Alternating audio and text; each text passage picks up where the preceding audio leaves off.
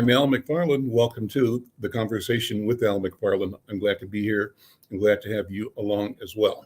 Uh, Guess what? I'm going to start the program by asking you to help me grow the program. How do you do that? Go to, or have your friends go to YouTube Insight News MN. YouTube Insight News MN. And subscribe, like, and share. We've crossed the 500 subscriber threshold. We're aiming at 1,000, and we need you to act to make that happen. Not only to subscribe, but also to let your friends know, let people your contacts know. And I particularly want to address people that have been on the show wherever you can, whenever you can. Let people know that we're doing great stuff, having great conversations. I call them robust conversations here at 1 o'clock every day. We stream this program across several platforms. We're on 2 YouTube platforms, the one for Insight News that I mentioned, but we also work in partnership with the Black Press of America, Black Press USA. We're streaming there. In fact, they're hosting the program.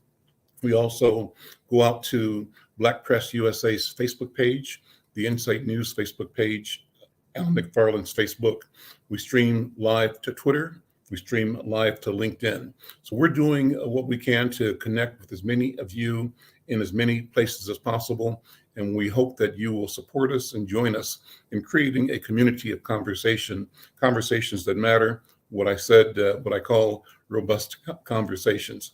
One of the fun parts of this program is just meeting and connecting with wonderful people, both here and around the world, around the country, around the neighborhood, and telling our stories. We discover how surprisingly similar our challenges and our opportunities, our joys and our fears are.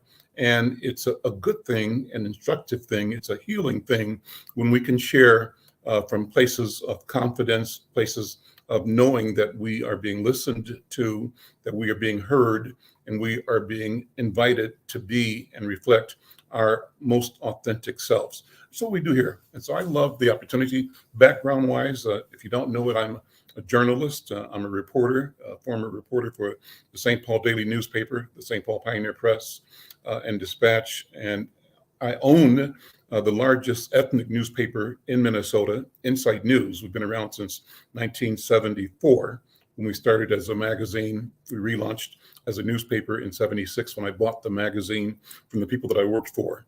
Since 76 to now, we've emerged as the leading, largest circulation, strongest revenue ethnic media house in Minnesota. We're proud of that. And we say that we're still at the beginning. We want to grow this, and our objective now is to engage the technology that affords us the opportunity to be with each other, not only in the neighborhood, but recognizing that now our neighborhood is planet Earth. Our neighborhood is planet Earth.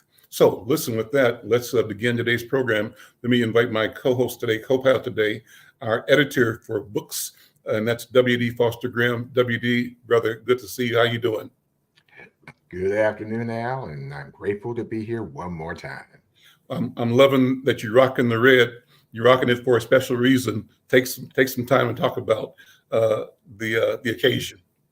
Well, the occasion is for a very special lady that is in my life.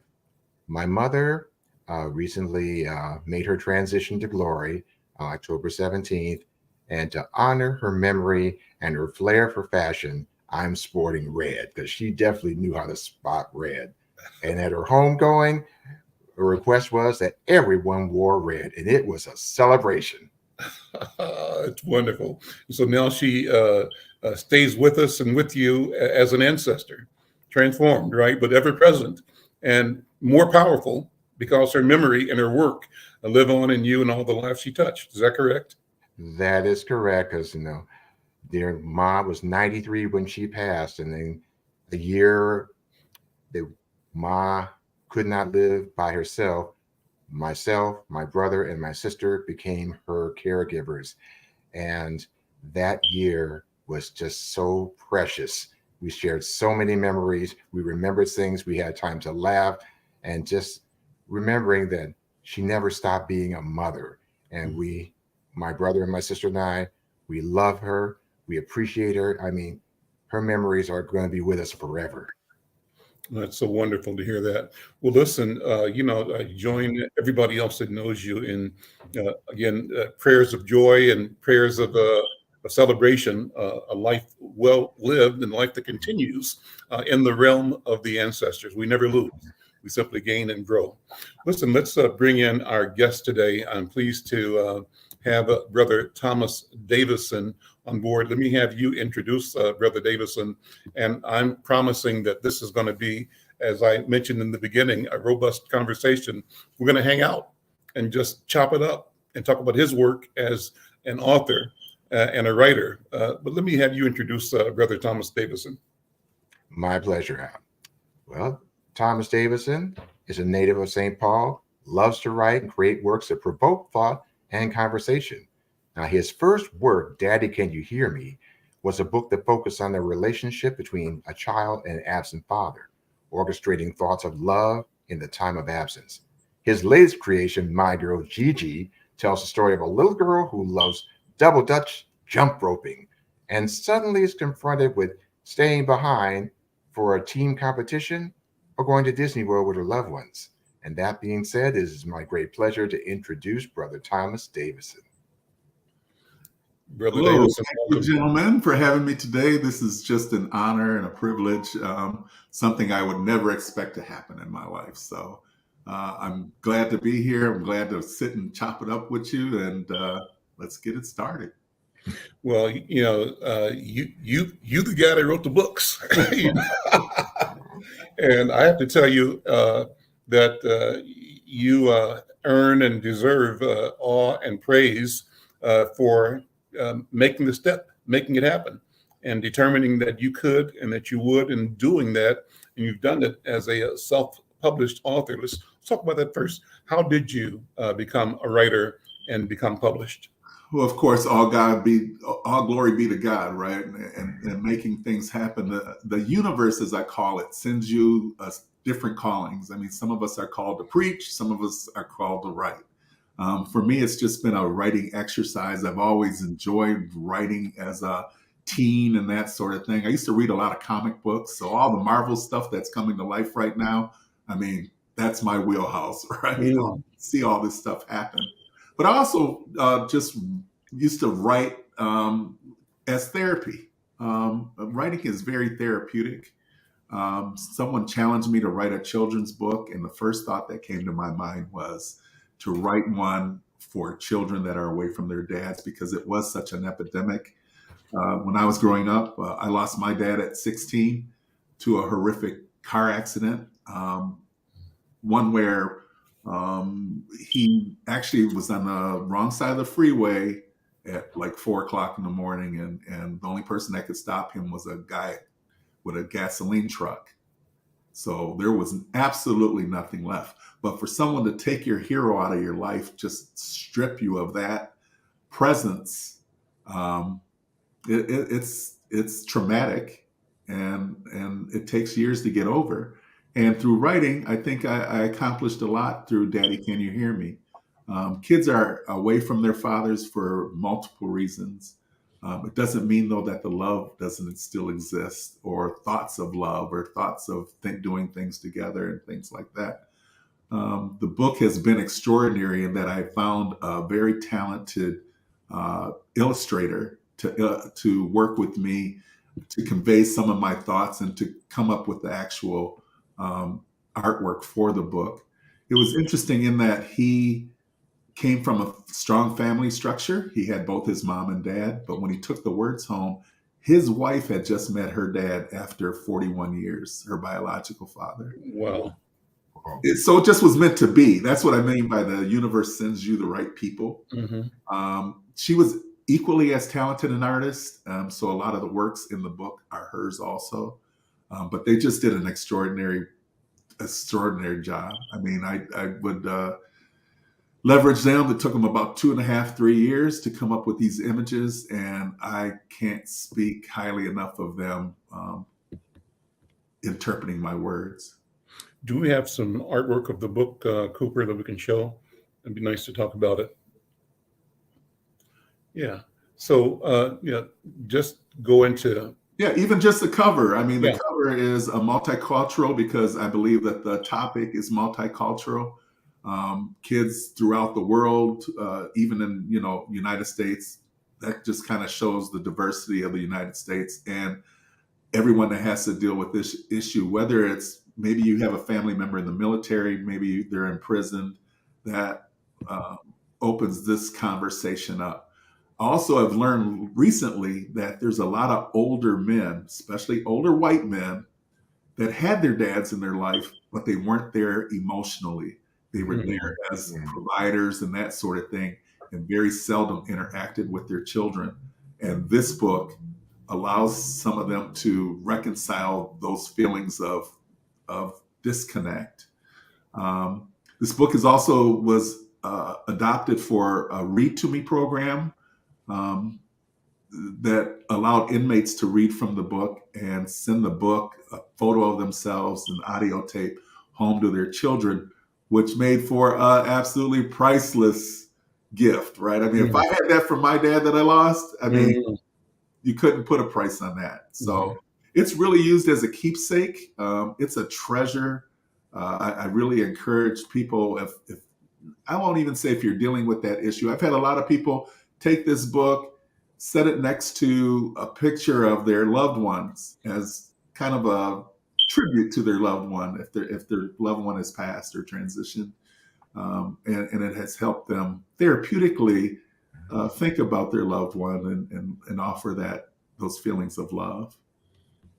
Question for you, Thomas, is have you had response from persons who had dads who were in active military duty? Because I know I'm a military brat, and there are times when my dad was away for long periods of time, and sometimes as a military person, you don't know if they're going to come back or not. Yeah, I mean, any sense of absence is hard to deal with, especially as a child, right? I mean, you know what you need from your kids. Women are huge. They need their dads in their life, and when they're not there, I've had women tell me, "Man, if I just knew my dad loved me, I wouldn't have done half of the things I did." Or role models are important in our lives. So those dads are, and I tell inmates, I tell everybody this, that you're authoring your children's life all through their life. And, that final chapter that you're writing for your kids, make sure that it's a good one, and make sure that you've put your stamp on who they've become and who they are. And because you're contributing to their experience. So Talk about the process of, again, you started, but go more into the process of bringing this book to life, getting it printed. You met the illustrator. Now, talk about the illustrator. Give them some credit and some play. oh my gosh. I mean, this particular book has just been an exercise in faith, and that God is going to send you the right people, right? So I used to work for the phone company, Northwestern Bell, US West, that sort of thing in our region here. And there was a group of people that kind of knew I liked to write, and they read some of the things I wrote, and they read this Daddy, Can You Hear Me script and said, we're going to support you and we're going to make this a book for you. So they supplied the monies, which, I mean, at that time, I didn't know what I was doing at all. I didn't know anything about self-publishing. I didn't even know enough to jump on the internet and take a look and say, what do I need to do? I was just winging it, so to speak. So next thing, I told you the story about the illustrator. Then I had to find a book designer, somebody to put all the components together. There was a young lady lived Let over. me sit with the illustrator again before you go on to that. So tell me more about, is it Simmons is the illustrator? Sam Simmons, great guy, lives down in Eagan, Minnesota. Him and his wife T were the ones that she actually did soulful crossword puzzles back 20 years ago or so. So she was an extraordinary artist, as Sam is also. And they're just a very loving couple. So they had full-time jobs. They just would do this in their spare time. And talk about somebody that delivered. I mean, he calls me up one day and says, "Hey, Thomas, we're done with your artwork." And I was like, "Okay." He says, "Why don't you come over and see it?" And he has these big canvases spread out through his basement. And I'm just like, oh man, I can't wait to gobble these up. He goes, no, no, no, no. I own the canvases. This is your artwork for your book. You can use this for your book. So you got to understand the process of printing and trying to find a printer. And Yeah. I was fortunate enough that they knew someone that was over in North Minneapolis, one of the few Black book design people, Marie Lewis. I got to give a shout out to Marie Lewis. Yeah, I know Marie. Yeah. Oh, do you? Yeah. Yeah. So I don't think that she's any longer in business, but she was awesome to work with. I mean, she knew everything that needed to be done and laid the book out for me. Got me in touch with a printer. I think it was Shapco back in that day. I don't think that they're around anymore. But just taking all the canvas pieces and getting them lined up with the printers, ordeal. And again, monies. I can't say enough about this team at the telephone company who just give me the money. I was like, wow, it's just a blessing. And I can't stress enough that if God wants something to happen, if the universe wants something to come to light, it'll come to light. So what did it cost you to produce the book, if you don't mind talking about it? Back then, I think it's a lot cheaper if you print overseas and then ship it all back here. And I didn't know that at that time. So I printed it here. I think my printing costs were upwards of $45,000 for 5,000 books. Wow. And the book design and all that stuff, again, that's probably another 20,000 when all said and done with the illustrator and things. So I have not recouped all that money because self-publishing is very, very difficult. There was a gentleman, another Black male named Randy Royals. He was the Black book buyer for Target. Yep, I know Randy. You knew Randy? Is Randy still around? That you're familiar with? Is he still around, Randy? I haven't talked to Randy in years. I haven't either. Yeah. First week he's seen my book, he was like, "Oh my God, I gotta have this for my Target stores. I just gotta have it." And now, Randy would have been. Were you at McAllister WD or not? I was a Luther. You were at Luther, okay, but Randy was part of the McAllister crowd, where Sounds of Blackness emerged, and you were part of that a little later, I guess. But Randy's a cool dude. Yeah. Right. Yes, very nice guy. Only thing was he knew the book business, so he was like, "Young man, if you're writing books to make money, don't do it. It's too hard."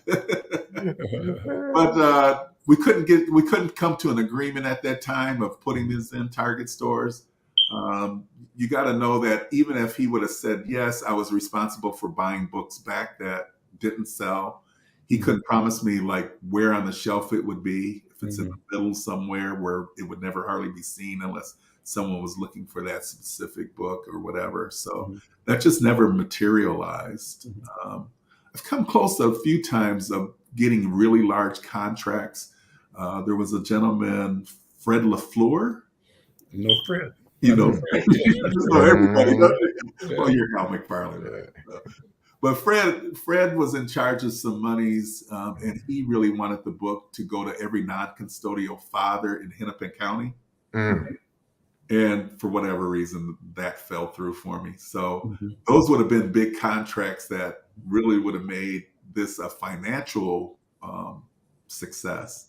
Well, it's never too late, because the topic is as critical now as it ever was, and it's going to be in the future. So maybe this conversation might lead to the reopening of one of those avenues. You never know. Yeah, if we could jumpstart that, that's great. But I've learned over the years that touching people. I had a young lady stop by my booth while I was selling books, and she took one look at my book and started crying and ran to the bathroom. And her friend came over to me and said she just lost her dad, and she's been dreaming that they're floating down the Ghana River together on a gondola. And she came back out, gave me the biggest hug. People want to know that love, it transcends this timeline, right? There's different realities. You guys talk about the ancestor world and things like that. Those are things that we all need to hold on, because the spiritual side of us needs that. And thoughts of my dad, even now, after 30 something years, 40 years later, those memories that you talk about always having, they're fresh in my mind. They're like they happened yesterday, and they make up a part of who I am. So you hold on to those treasures in those times, and yeah. Would you read some of the book? Pick a Oh, I couple would love to to. read. Maybe pick a couple. We've got time, and we just Okay. love to hear your. This- I'd love this to, is from- especially to hear it in your voice. Daddy, can you hear me? Hear me. Yeah. And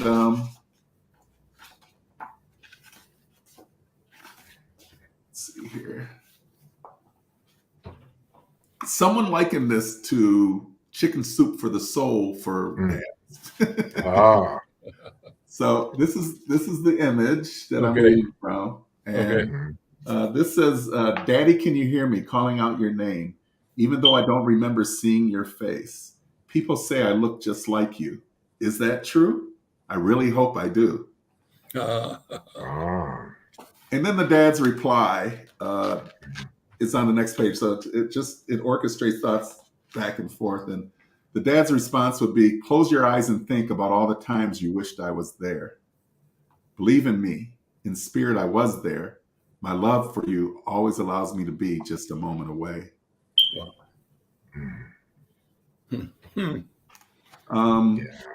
Yeah, we can read forever. This one made my father-in-law cry. Oh, okay. "I spent so many days and so many nights thinking of you. I wonder if you know I am your number one fan. Really, I am." And I didn't understand his daddy story, Mm-hmm. but his dad had left him at a young age. Mm-hmm. And he always idolized his dad, or the stories of his dad, his image of what his father was like. But he just always wanted his dad to know that he was his number one fan, and he never really got a chance to tell him. So that's why I'm saying that people have thoughts and stuff like that they need to reconcile. Mm-hmm. It's a lesson about forgiveness on a lot of levels. I personally, I have 4 kids, 4 different women. They are all my best friends, Mm-hmm. but I know I always haven't been the best father to all of them all the time. Mm-hmm. I think dads nowadays are much more in tune to nurturing their kids and developing those relationships. I think there was a generation where, again, dads were the caregivers, the breadwinners, bring the money home, and then they went and did, some of them went and did their thing, Mm-hmm. or had a lot of kids all spread out all over the place. So, Sure. there's all those dynamics that we deal with. But I think love wins out. Mm-hmm. Right. So in the end, your child just really wants to know that you love them, you think of them, you brought them into this world, and you do owe them something. You most definitely do owe them something. How old are your 4 children, and what has been their reaction to this book, to this story? And does it influence or impact or reveal anything about your relationship as their father? Oh, yeah, I would always say that. And I tell them this, that each one of them has a reason to be angry with me. But each one of you have chosen to forgive. And we've all developed a relationship where we're all like-minded, which helps. Mm-hmm. I do have one son that, him and I are always debating something, but it's out of love. Mm-hmm. It's not out of contention. Again, I just think that it's about me flipping a switch. I've always been there for my kids. I'll say this, that there was a time I went to work one day, and my boss looks at me and says, "Hey, young man, what's wrong?" I'm like, "Man, that child support is killing me." And he goes, "Well, you just need to leave." I said, "Excuse me?" He goes, "Oh yeah, just go to state, work for monies, don't work for any company, and just jump cities all the time." He goes, "We do it all the time." And as a young man looking for guidance from an older person, this person happened to be an older white gentleman, I just kind of went like, "And leave my kids?" I mean, I couldn't fathom leaving your kids. So the situation I was in, I never had monies to really supply that Christmas that they all needed and all this, but I was there helping them financially on a monthly. Mm-hmm. So spending time with them, playing board games, going outside, playing football, just doing those dad things that they needed. And that was time, giving them direction, giving them a sense of who they were themselves, taking them around their uncles and things like that so that they know who they were or who they are, what their last name means, all that. Your children are all boys or boys and girls? I have 3 boys and a girl. Okay. So, and my daughter's the oldest, and she was the one that I really wasn't there for the first 13 years of her life. And she's the one that I've had to reconcile with the most. Okay. Our relationship, while I just absolutely love her and adore her, it's been the one that's the hardest because she has that little bit of abandonment issues with me and things like that. But I'll just say that she's an extraordinary person. I can't say enough about her. They're all self-sufficient. They don't ask dad for $1. And not everybody can say that. So I do appreciate them all being self-sufficient and creators and yeah, when I get them all together, they act like they're just all, one happy family. I wasn't able to give them vacations together growing up and things like that.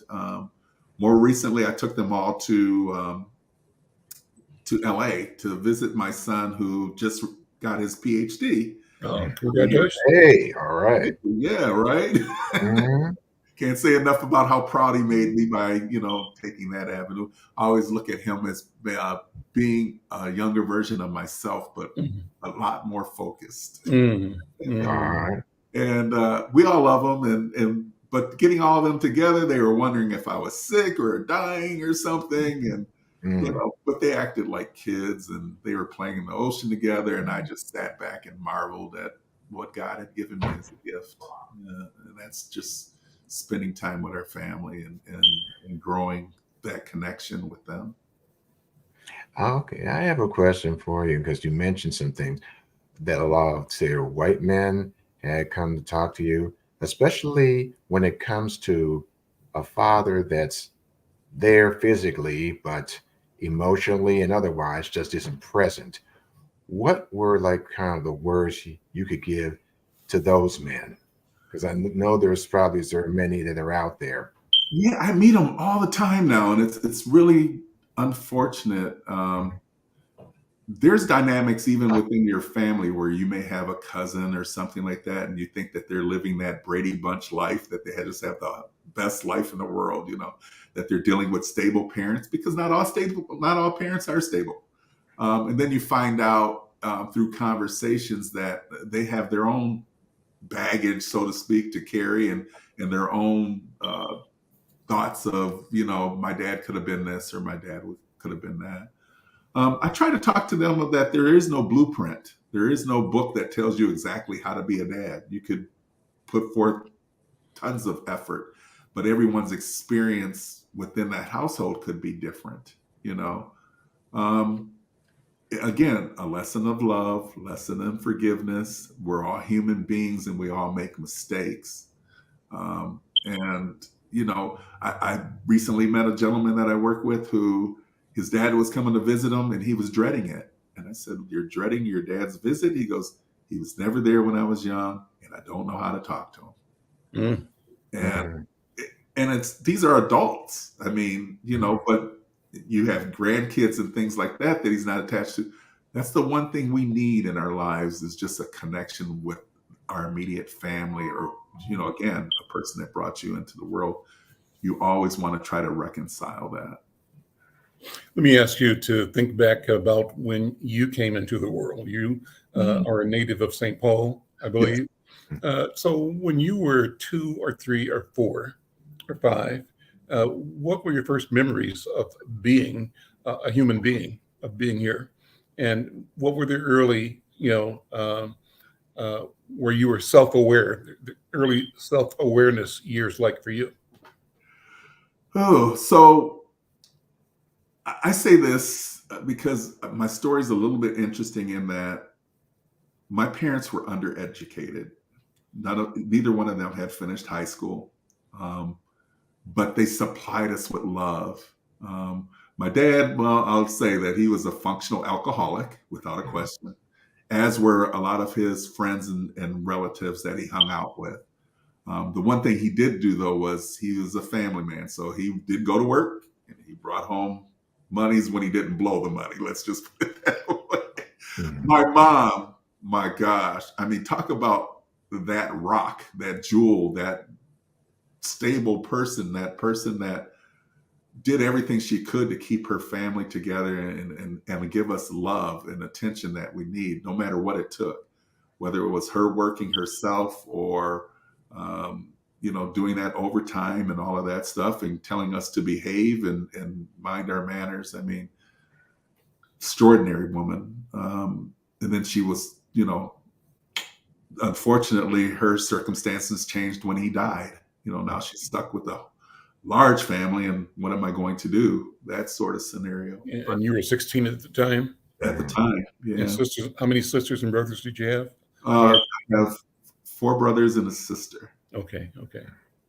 There's 6 of us total, so I don't know if I did that math right, but where are you in that group number? I'm number 2. Number 2, okay. I have an older brother who he ran Golden Time Coffee Shop here in St. Paul. Oh, sure.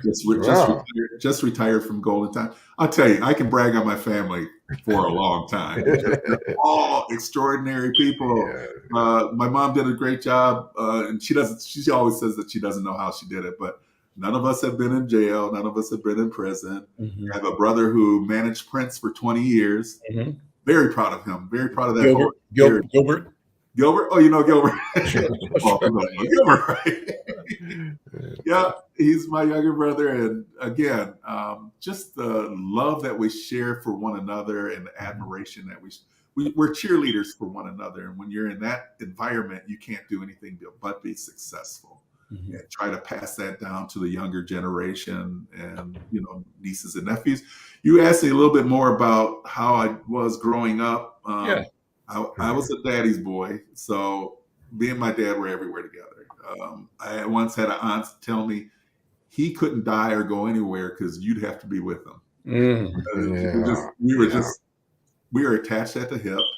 My dad loved to fish. So, cold days, ice in the lake, he'd go out there and try to throw his hook between the little ice barriers and stuff like that. But he loved to fish. Of course, he loved to drink.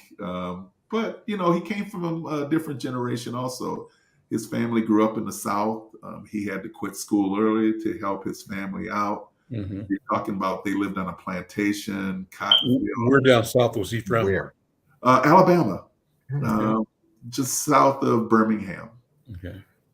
Which is an interesting thing because I've had a few nieces and I had a nephew recently that passed, and going from someone that lived all my life in the North up here, we only know about Alabama and the South through the stories that we hear. Mm-hmm. But having to go back there to bury someone or to have that experience, it's eye-opening. Mm-hmm. You don't want to be out late at night, because you're just familiar with all the fearful stories that you've heard. Mm-hmm. It's beautiful, absolutely beautiful. I got a chance to see where he grew up or the areas that he grew up in and mm-hmm. things like that.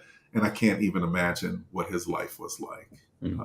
And then to see that, I'm here because of him, it's I don't know. It's the universe again. It's something that I can't explain. So, do you have a sense of generations, a sense of ancestry through your father's line or through your mom's line? My mom's line, not as much. I mean, I knew my grandparents. My grandparents, again, they had migrated up from Mexico. They wanted us to speak English all the time because they wanted to learn that. I'm learning more because I'm asking my mom questions about my lineage, and she's opening up a little bit more. And when I say that, my mom's always been the type of person of, don't tell people your business. Be quiet. Just right. That was their generation, right? That's old school. That's called old school. Oh yeah, been there. Secrets. Oh my God, the secrets that that they had held so close and things like that. And yeah, so now she's opening up a little more, and I'm learning a little bit more, trying to put the pieces to a puzzle together as far as who belongs where and how I'm related to certain people and that sort of thing. It's fun though, and it's you talked about spending time with your mom before she passed and things like that. I'm doing that now, and it's just precious time of being able to sit and have a conversation as adults, and yeah, wow. And then on my dad's side, yeah, I have a whole family that lives down in Tennessee that I used to go visit when I was a teen. And now, I mean, those are all like my brothers and sisters. It hurts my heart though when you lose one. It's Mhm. just like chopping a limb off or something like that, because you get so close. The human experience it's one of faith. I mean, you've got to maintain your faith through the losses that you have in life. And they should help you grow. Like, I just absolutely love the praise that you were giving WD earlier, the encouragement that all these memories and things like that are things that you need to cheer about. You cheer about a life, you cheer Mhm. about something, interactions and things like that. And when you're young, you don't understand that. So when I lost my dad, I went from a straight A student at Central High School to one that barely went to school. I think I missed 60 something days Mm. following his death. I remember talking to my coach, Coach Floyd Smaller, and I remember asking, I remember asking Coach Smaller, is it better to love or have had that love than to not love at all? And I think it's a question that, if you never knew the love, you wouldn't miss it as much. But he assured me that that was an immature way of thinking. Mhm. that love carries you endlessly. So, Mhm. you'll always have that love to hold on to and hang on to. Let's take a break and come back and talk about your other book and just talk about, again, growing up and being Thomas Davison. I'm loving the conversation. Thank you so much for being. Well, thank you. Thank you for sharing. We'll take a break and come right back. I'm Al McFarlane. This is The Conversation with Al McFarlane. Are you or someone you know recovering financially from the COVID-19 pandemic, the lockdown, or any other reason? If so, help is available. Findhelp.org is a site to find a wide range of resources, including food, medical care, and more. The best part is based on your zip code. Visit findhelp.org, enter your zip code and the service you need. You'll get a map directing you to the organizations that can help you. Help is waiting at findhelp.org. If you need help starting anew, findhelp.org is the site for you. I'm Al McFarlane. This is The Conversation with Al McFarlane, here with my co-host, brother W.D. Foster Graham. He's the books editor for Insight News, and we both are engaging an awesome guest, an author, self-published author, Brother Thomas Davison. He read from his first book, Daddy, Can You Hear Me? And maybe before we're done, he'll talk about his latest creation, My Girl Gigi. And as we said, it tells a story about a little girl who loves double Dutch uh, jump roping and is confronted with having to stay behind uh, for a team competition or going to Disney World with her family. That's a heck of a choice to have to make. So I'm interested in seeing how he conceived and presented the conflict and how it resolved in that book. But brother, as a Black author, uh, what we need in community to support Black writers, Black authors, how do we nourish, encourage, and promote this sense of our uh, our gifts and our capabilities and our and the likelihood that if we take the steps, the universe is there to both receive, coach, coax, and guide us towards the presentation of the gift that we've been uh, implanted with. What do you think? Ooh, so for me, it's all about your faith and belief in a higher power, right? And if you're a child of that higher power, then you have power. You just need to learn how to tap into that top power and believe. There are so many talented people, and I always tell them that the greatest treasures on earth are sometimes in buried in cemeteries, because people die with their inventions, their creations, their writings, their poetry, all that stuff. But truly am a believer that the universe has put you here to share yourself and to reach out to others and make that connection with others. You got to get rid of that "I can't," or you can't give up on your dream. I mean, you just got to keep pushing forward, no matter how hard it is, how many disappointments. You hear all the time about people that have been told no 1,000 times, but they continue, they continue, they continue. And I think that that's just really important. I think that being grateful is very important, and remaining humble. I think God will give you everything you want as long as He knows that you're grateful. And I, for one, will testify to that right now. I'm so grateful. WD, what do you think about that? What do you know about that same topic? Well, I was one of my mottos is believe in dreams and never give up, because faith is believing in things that you can't see. Just because there's a lack of evidence doesn't mean there's lack or that it's not there. It just means it has not there yet. Right. And one thing I see is because Thomas, I think you are one of maybe a few Black men that are writing children's books.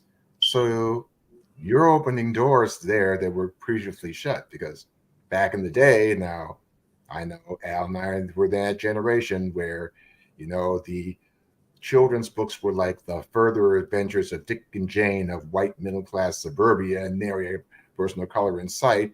And also those things about gender roles and everything else that went with that. But because, Brother Thomas, you're part of that change. And I acknowledge you, and it thrills me to see that. And because of that, you're seeing more Black men that are taking the step to do children's books. Traditionally, it was women. Mm.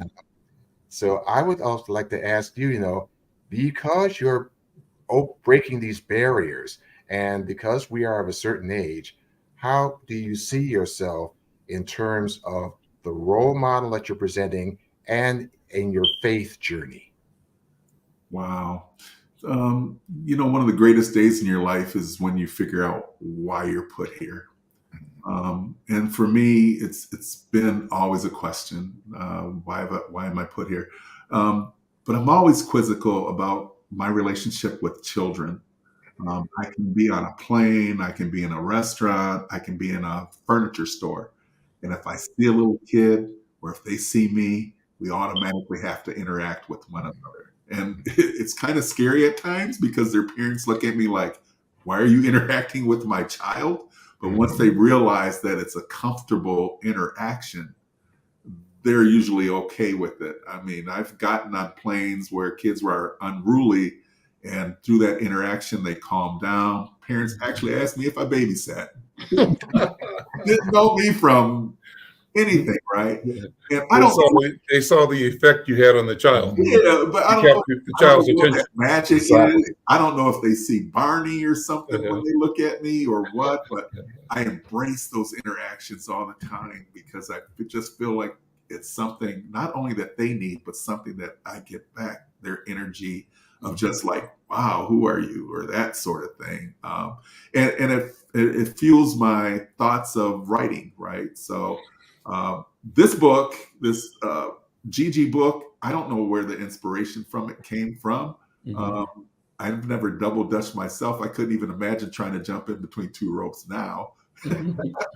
But I love the thought of it, and based off the book, it's opened doors that I've learned that there's a 40+ group down in Atlanta. Wow. We give them a shout. Them girls tear it up. If you have a chance, get on YouTube and take a look at them. But there's a whole world of double dutching out there that I really wasn't even aware that, the competitions and things in New York.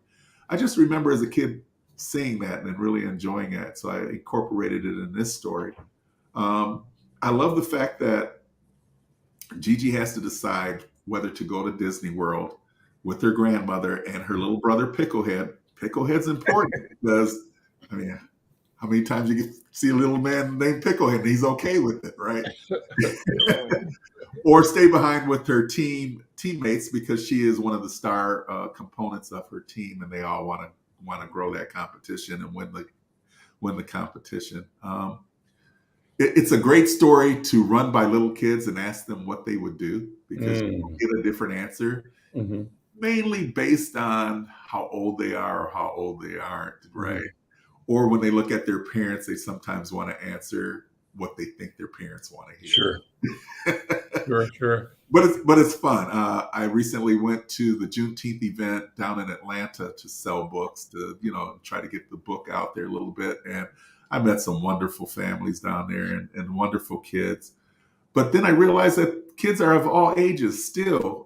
There's adults that buy the book and they'll take a picture of themselves with Gigi, and women are like, "Oh, I remember when I double dutched." And I mean, there's a history there sometimes with people that do that. So, yeah, being a part of change, being a part of someone that helps society move along.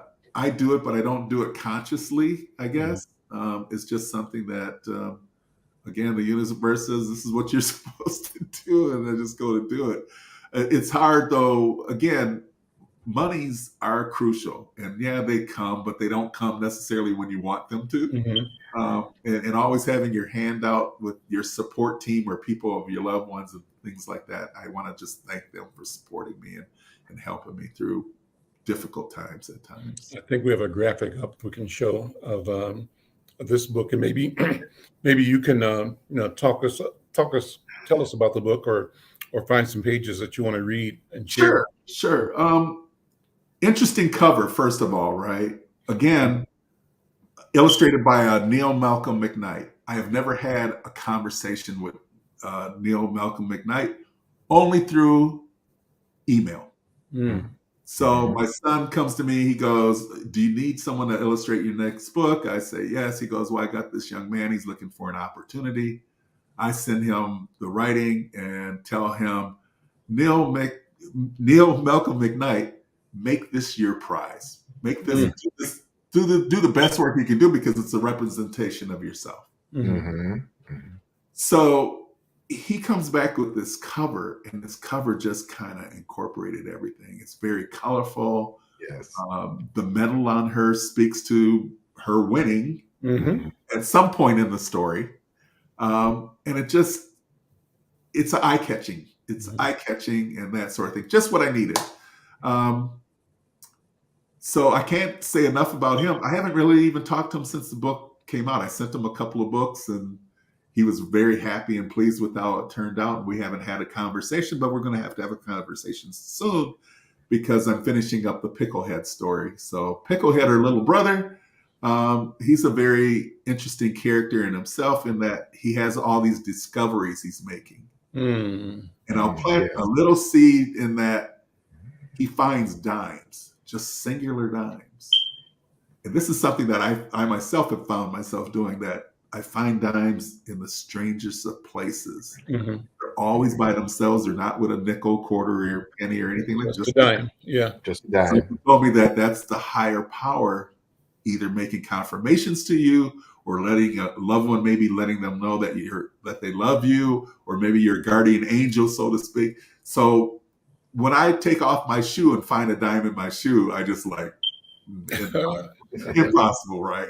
Climbed a mountain one time to go visit a relative, and her dad had recently died. I opened my door, and there's a dime, So now that's going to be incorporated in Picklehead's story, and the fact that he's loves the stars and things like that, and that'll grow into a story about the ultimate one, which was one I wrote when I was back in high school. So if you go on YouTube and you look up the ultimate story and last name Davison, you'll see a video that my nephews graciously put together once they found that high school story, because they like the story so much. And we'll introduce the ultimate one to the world in the next year or so. I think we have some images of your pages. I'm not sure if this is the actual page by page of the book, Cooper. is that the first page or? That is actually the last page, probably, Okay. just from memory. Yeah. So, yeah, just. Yeah, I can read that page if you want to leave that, Yeah. that graphic up. Yeah. Gigi, it's time for dinner, screamed her little brother Picklehead. Be there in a second, she screams back. Gigi had been outside all day. The tall, lanky, skinny girl with long black braided hair and copper-toned skin glistened with sweat. Double Dutch jump roping was her life's passion, and Gigi's team, the Red Raiders, was part of the semifinal group chosen to compete for the state championship later in the year. Great.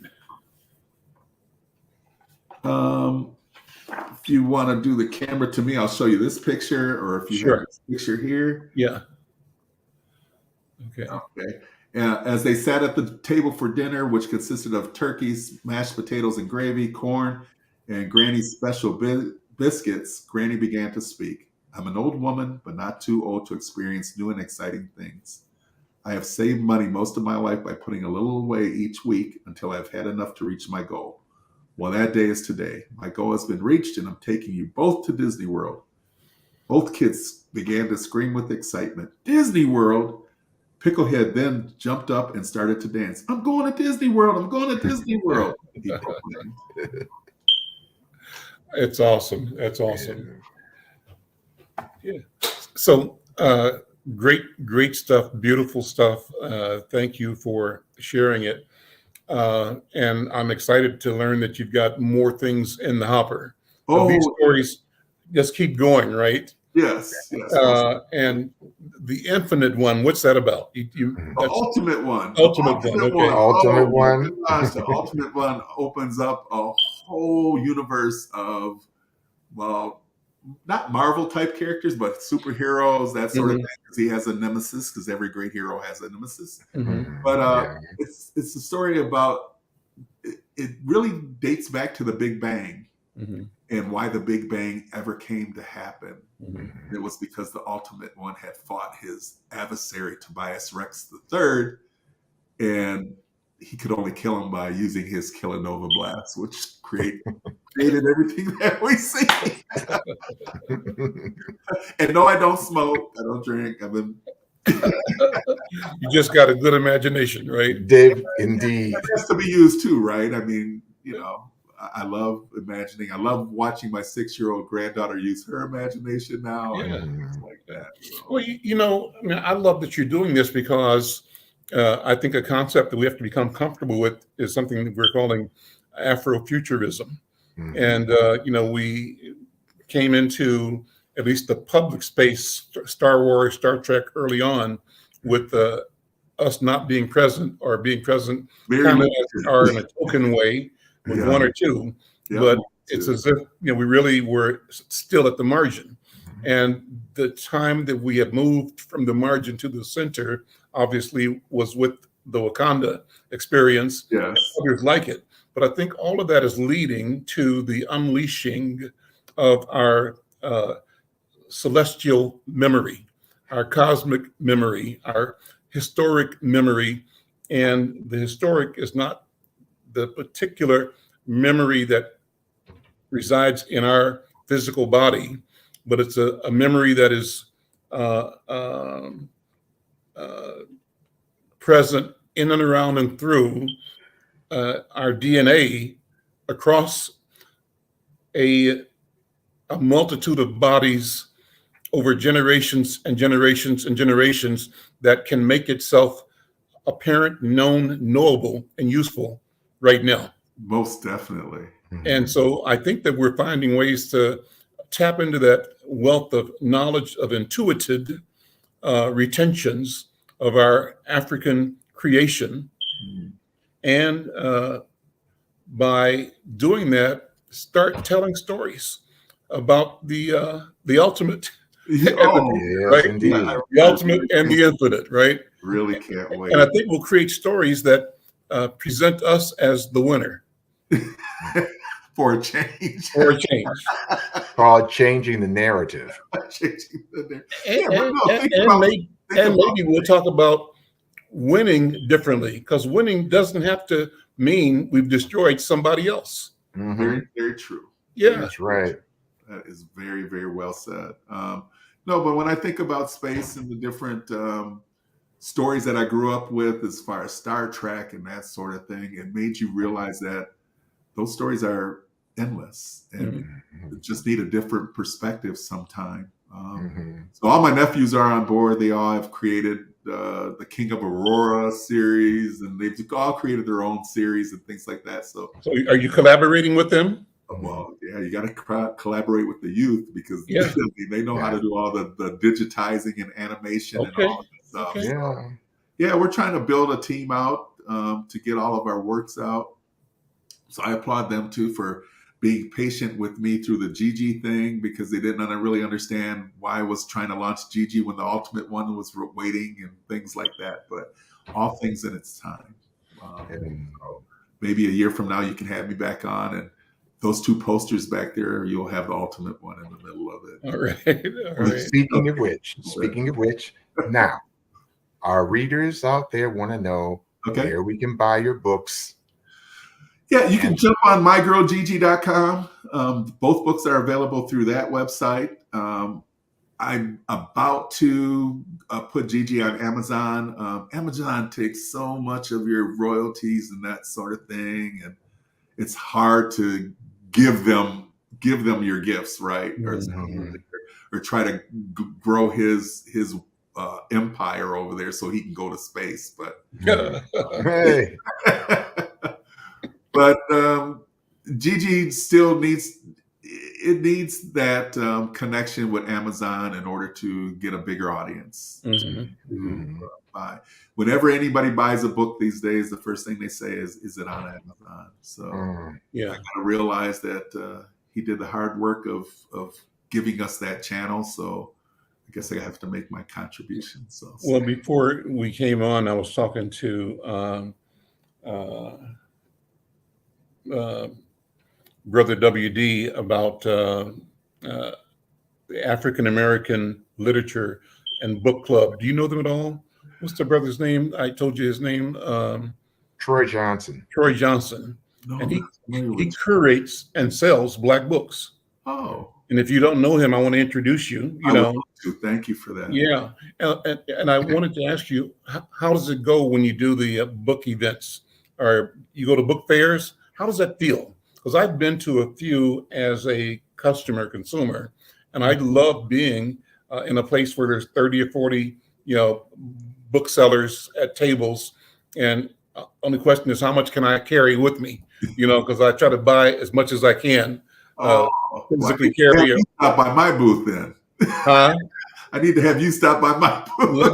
Let me know where I can get to your booth, and I certainly will show up, and I'll certainly come with a bag of money.